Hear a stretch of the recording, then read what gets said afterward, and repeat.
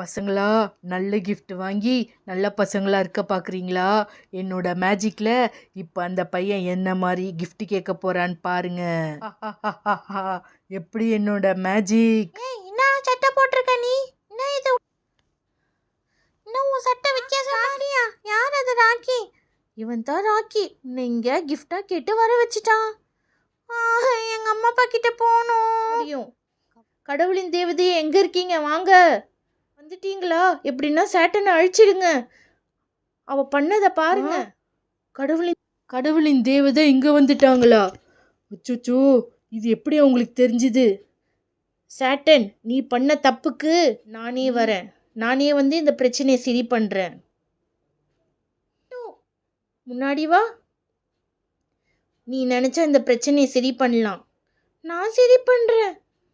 இந்த பொண்ணை அவங்க வீட்டுக்கே அனுப்பிச்சிடுங்க.